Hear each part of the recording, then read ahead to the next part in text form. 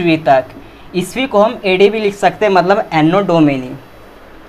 चलो ठीक है।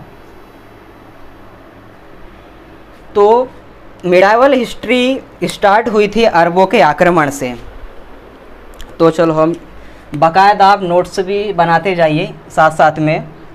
तो पहला, भारत पर अरबों का आक्रमण। भारत पर अरबों का आक्रमण। आप ना मेरे साथ साथ नोट्स भी बनाते जाइए, इससे आपको क्या है एग्ज़ाम के लिए बहुत ज़्यादा हेल्पफुल होगा। चलो ठीक है, देखो आगे। भारत में देखो, बात करते हैं हम 712 ईस्वी की।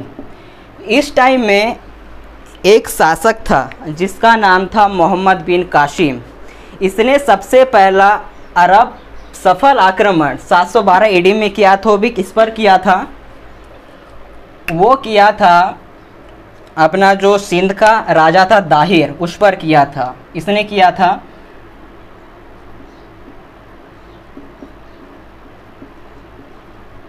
मोहम्मद बिन कासिम। और आक्रमण किस पर किया था? ये किया था उस समय सिंध शासक दाहिर पर। ठीक है, देखो बेसिकली इसका उद्देश्य क्या था भारत पर आक्रमण करने का? इसका सिर्फ एक ही उद्देश्य था, भारत को लूटना और इस्लाम धर्म का प्रचार प्रसार करना। चलो हम लिख लेते हैं कि युद्ध के कारण क्या क्या थे। युद्ध के बेसिकली दो कारण थे। पहला था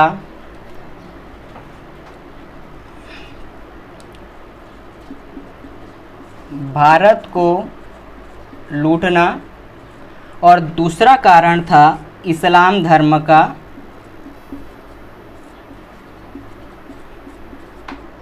प्रचार प्रसार करना।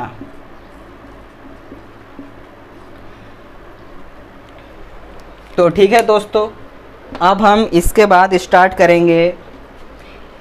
इसके बाद आता है मोहम्मद गजनवी का शासनकाल। तो हम स्टार्ट करें। ठीक है, अब हम अरबों के बाद बात करेंगे एक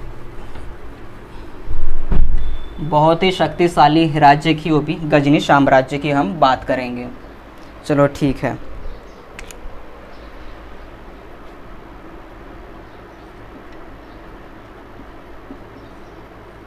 गजनी साम्राज्य। देखो दोस्तों, गजनी साम्राज्य की स्टार्टिंग होंगी। और पहली बात तो ये गजनी साम्राज्य पड़ता कहाँ पर था? ये पड़ता है अपना अफ़गानिस्तान में। अफ़गानिस्तान में एक जगह थी जिसका नाम था गजनी। गजनी में एक तुर्क सरदार रहा करता था जिसका नाम था अल्पतगीन। जिसका क्या नाम था?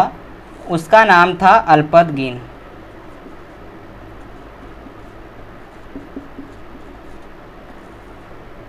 इसी ने ही गजनी साम्राज्य की स्थापना करी थी। और हाँ, इसने गजनी साम्राज्य की स्थापना कब करी थी? इसे स्थापना करी थी 932 ईस्वी में, मतलब 1932 ईस्वी में। और गजनी साम्राज्य की राजधानी क्या थी? गजनी साम्राज्य की राजधानी भी अब गजनी ही थी। ठीक है, इसके बाद आ जाता है इसी का पुत्र, उसका नाम था पिरीदगीन।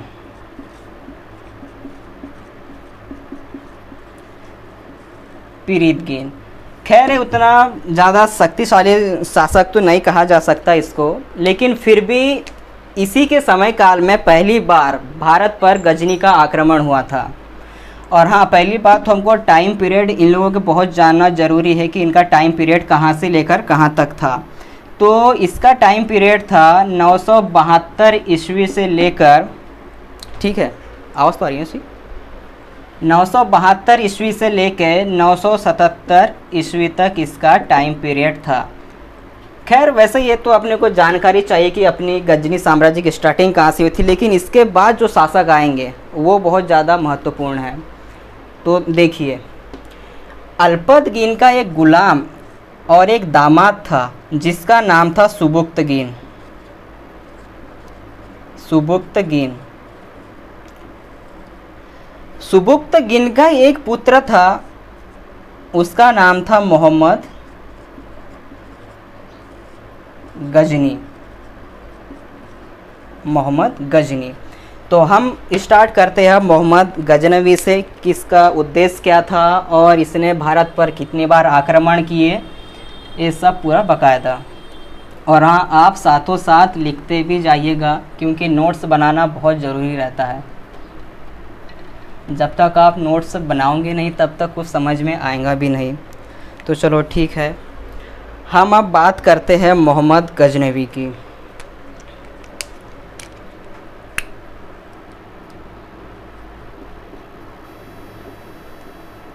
मोहम्मद गजनी की। मोहम्मद गजनी, इसका जन्म कहाँ पर हुआ था ये सब हम जानेंगे। तो चलो ठीक है, स्टार्ट करते हैं। इसका जन्म हुआ था, पहली बात, किसी भी शासक को पढ़ने से पहले जो खासकर इम्पोर्टेंट हो उसका जन्म मृत्यु डेट जानना बहुत ज़रूरी रहता है। इसका जन्म हुआ था नवंबर 971 ईस्वी में, 971 एडी में हुआ था। ठीक है, और इनके पिता कौन थे? सुबुक्तगीन। सुबुक्तगीन इनके पिता थे। देखो ठीक है। और हाँ, मोहम्मद गजनवी के बारे में एक जानकारी कि यहाँ सुन्नी धर्म का था। आपको मालूम होगा कि इस्लाम दो भागों में बटा हुआ है, एक है शिया और एक है सुन्नी। तो ये जो मोहम्मद गजनवी था ये सुन्नी धर्म का था। ठीक है, और इसने शासन कब से संभाला? इसने शासन संभालना स्टार्ट किया 998 ईस्वी से इसने अपना शासन संभालना स्टार्ट किया। देखो, ये इस टाइम की बात है। उस टाइम में जो अपना भारत था सोने की चिड़िया कहा जाता था। उस टाइम में जब ये बात मोहम्मद गजनवी को पता चली तो इसने भारत पर आक्रमण करने की सोची, और इसने सबसे पहले भारत पर आक्रमण किया था 1000 ईस्वी में। इसने जो इसका पहला आक्रमण था, फर्स्ट आक्रमण जो था इसका, ये इसने किया था 1000 ईस्वी में किया था इसने। पहली बात, अपने को आक्रमण जो किए थे इनकी डेट जानना भी बहुत ज़रूरी होता है।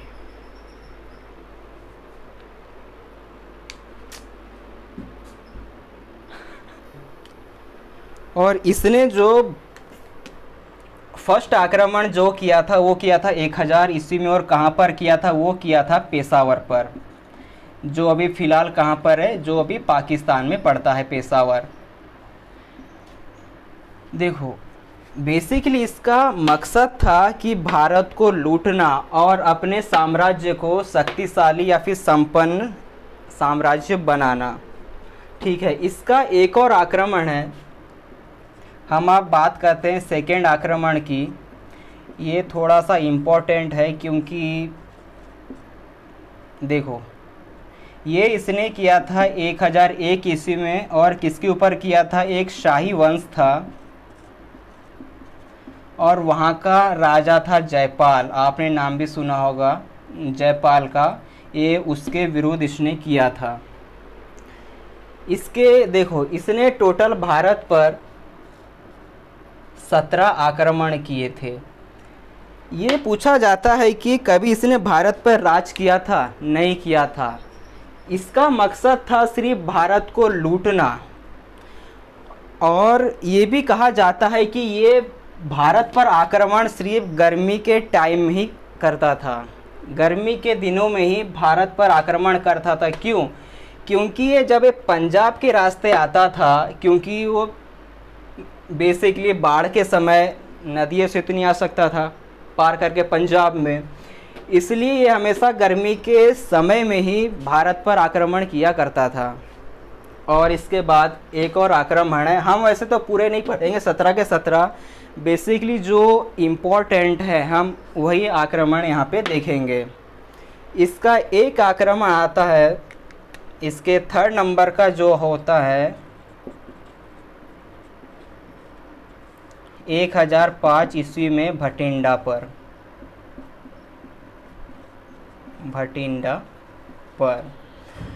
और इसका जो एक मेन आक्रमण है जो 16वें नंबर का है, वो किया था इन्हें सोमनाथ मंदिर पर। इसके बाद इसका एक और बहुत ही चर्चित आक्रमण है, हम उसकी बात करेंगे। वैसे कभी कभी पूछ लेता है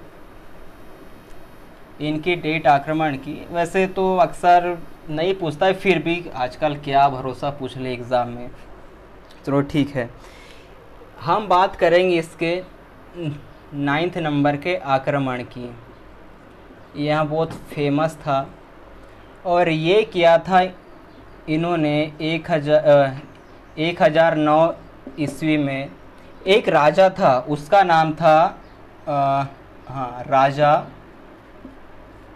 राजा राम, नाम भी वैसी उपाधि भी वैसी। चलो ठीक है। और इसका एक बहुत ही इम्पोर्टेंट आक्रमण आता है, वो होता है 16वें नंबर का। 16वें नंबर का आक्रमण, ये बहुत ज़्यादा इम्पोर्टेंट है और अक्सर पूछा भी जाता है एग्ज़ाम में, इसकी डेट भी पूछी जाती है इसने कब किया था। ये किया था 1025 ईस्वी में। वो कहाँ पर किया था? ये किया था सोमनाथ मंदिर पर किया था। और सोमनाथ मंदिर है कहाँ पर? ये पड़ता है अपना सौराष्ट्र पर। ये पड़ता है कहाँ? सौराष्ट्र। और सौराष्ट्र कहाँ पर? गुजरात में। जिस टाइम इसने 16वां नंबर का आक्रमण किया था, उस टाइम में मंदिर की रक्षा कर रहे थे जो एक अहिलवाड़ के एक शासक थे। अहिलवाड़ शासक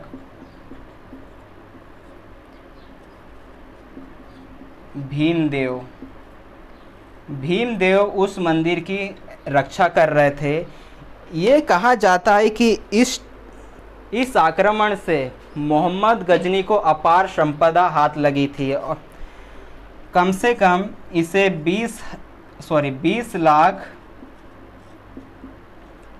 दिनार की संपत्ति इसे हाथ लगी थी।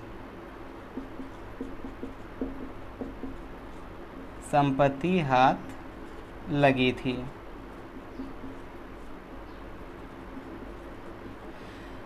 जब ये सोमनाथ मंदिर पर आक्रमण करके धन लूट के जब वापस लौट रहा था, तो इसके ऊपर जाटों ने हमला कर दिया था और उन्हीं के खिलाफ इसका सबसे लास्ट आक्रमण था, वो भी 17वें नंबर का।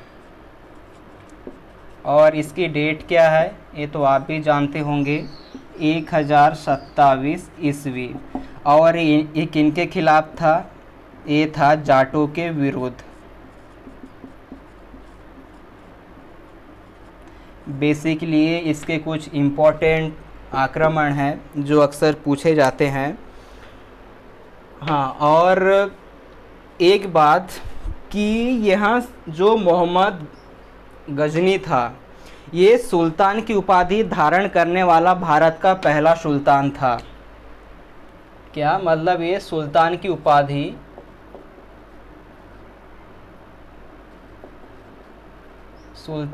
उपाधि धारण करने वाला पहला इंसान, मतलब फर्स्ट पर्सन कौन था? ये था मोहम्मद गजनवी। ये अक्सर पूछा भी हुआ क्वेश्चन है वनडे एग्ज़ाम में, तो आप ध्यान रखिएगा। इससे और भी कुछ उपाधियां दी गई थी, जैसे एक मुझे ध्यान आया अभी, इसकी एक और उपाधियां थी, आप समझ जाइए, मैं ऐसा लिख दे रहा हूं यहाँ पे। पहली थी यामीन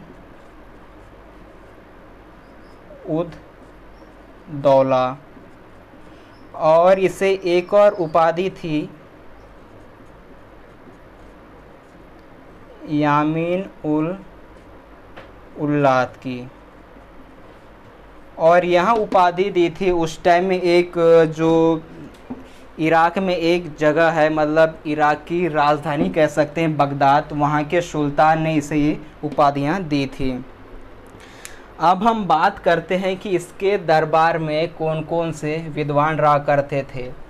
और विद्वानों से एक क्वेश्चन तो ज़रूर आता है कि किसके टाइम पीरियड में कौन से विद्वान रहा करते थे। देखो, एक ट्रिक है इसको याद करने की, एक ट्रिक मैं आपको बताऊंगा।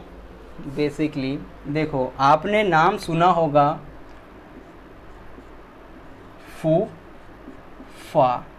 फूफा किससे कहते हैं, मतलब जो अपनी बुआ जो रहती है ना, उसके हस्बैंड को कहते हैं हम लोग फूफा। देखो, मोहम्मद गजनवी के दरबार में 4 विद्वान रहा करते थे। पहला था फ से फारूकी, ये अक्सर पूछा जाता है एग्ज़ाम में, फारूकी। यू से क्या है, उद्बी, उद्बी। एफ से फिरदौसी, और ए से है अलबरूनी। ये आप याद कर लीजिएगा, ये अक्सर पूछा जाता है कि किस शासक के समय में ये थे।